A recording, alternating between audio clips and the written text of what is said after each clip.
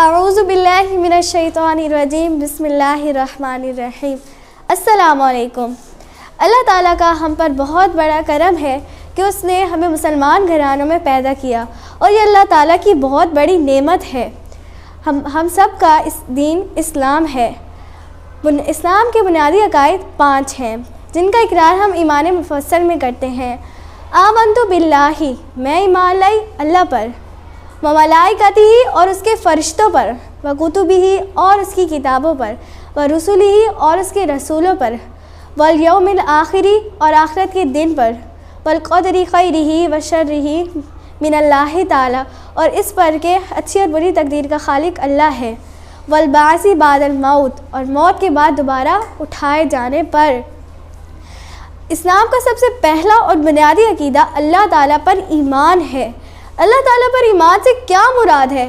اللہ تعالیٰ پر ایمان سے مراد ہے کہ اللہ تعالیٰ کی ذات پر پختہ ایمان رکھا جائے، اس کو سچے دل سے مانا جائے، جیسے کہ سورج کے طلوع ہونے پر ہمیں پورا یقین ہو جاتا ہے کہ اب دن کی شروعات ہو چکی ہے، ہمیں کوئی شک باقی نہیں رہتا۔ اسی طرح ہمیں اللہ تعالیٰ کی ذات پر پختہ یقین ہونا چاہیے، ہمیں کوئی شک باقی نہیں ہونا چاہیے۔ ہم اللہ تعالیٰ کی ذات کو کیسے پہچانتے ہیں؟ ہم اللہ تعالیٰ کی ذات کو اس کی نعمتوں اور قدرتوں سے پہچانتے ہیں۔ جیسے کہ اسی زمین پر ایسی بہت سی جگہیں اللہ تعالیٰ نے بنائی ہیں جو بنجر ہیں، جہاں پہ پھول بوٹوں کا کوئی نام و نشان ہی نہیں ہے، اور اسی زمین پر اللہ تعالیٰ نے ایسی جگہیں بھی بنائی ہیں جہاں پر نئے پھول کھلتے ہیں، رنگ برنگے، اور ایسے درخت ہیں جو الگ الگ ذائقوں اور رنگوں کے پھل اگاتے ہیں۔ اس لیے ہمیں اللہ تعالیٰ پر پختہ یقین ہونا چاہیے۔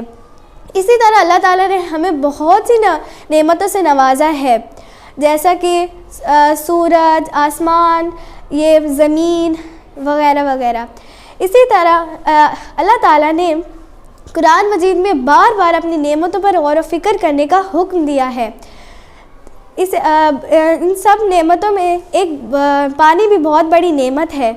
اللہ تعالیٰ سورۃ واقعہ میں فرماتے ہیں افرأیتم الماء الذی تشربون اانتم انزلتموہ من المزن ام نحن المنزلون۔ ترجمہ: کیا تم نے کبھی اس پانی پر غور کیا جو تم پیتے ہو؟ کیا اسے بادلوں سے تم نے برسایا ہے یا اس کے برسانے والے ہم ہیں؟ اللہ تعالیٰ اس صورت میں پانی پر غور و فکر کرنے کا حکم دیتے ہیں کہ یہ کہاں سے آیا ہے، یہ ہم تک کیسے پہنچتا ہے، اور اس کو پیدا کرنے والا کون ہے۔ یہ جو بارش ہم پر برستی ہے، کیا آپ نے کبھی اس پر غور کیا یہ کہاں سے آتی ہے؟ اللہ تعالیٰ قرآن مجید کی سورۃ الاعراف کی آیت نمبر 57 میں دریافت کا نظام بیان کر رہے ہیں۔ وَهُوَ الَّذِي يُرْسِلُ الرِّيَاحَ بُشْرًا بَيْنَ يَدَيْ رَحْمَتِهِ حَتَّى إِذَا أَقَلَّتْ سَحَابًا ثِقَالًا سُقْنَاهُ لِبَلَدٍ مَّيِّتٍ فَأَنزَلْنَا بِهِ الْمَاءَ فَأَخْرَجْنَا بِهِ مِن كُلِّ الثَّمَرَاتِ۔ ترجمہ: اور وہی ہے جو ہواؤں کو اپنی رحمت بارش کے آگے آگے خوشخبری لیے ہوئے بھیجتا ہے، اور جب وہ ہوائیں بھاری بادلوں کو اٹھا لیتی ہیں تو انہیں خشک مردہ زمین کی طرف بھیج دیتا ہے، اور وہاں بارش برسا کر طرح طرح کے پھل نکال لیتا ہے۔ اللہ تعالیٰ نے ہمیں اتنی زیادہ نعمتوں سے نوازا اور ہماری ہر حاجت کو پورا کیا، اس لیے ہماری تمام عبادات کا حقدار بھی وہی ایک اللہ ہے۔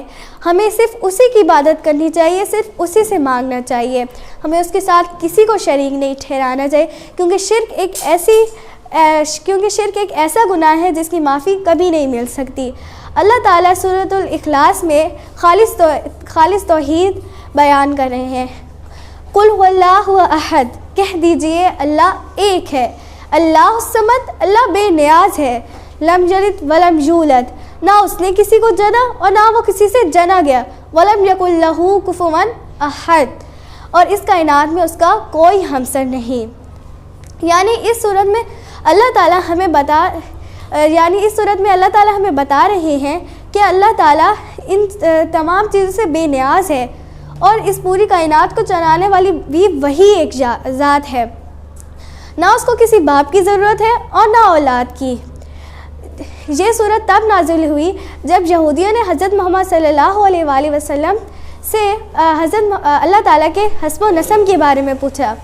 اور پھر اللہ تعالیٰ نے سورۃ الاخلاص میں خالص توحید بیان کی. اس لیے ہمیں چاہیے کہ ہم کبھی بھی ایسا کام نہ کریں جو اللہ تعالیٰ کی مرضی کے خلاف ہو. ہمیشہ اسی کی عبادت کرنی چاہیے اور اسی سے مانگنا چاہیے، کیونکہ وہی اس پوری کائنات کو چلا رہا ہے. شکریہ.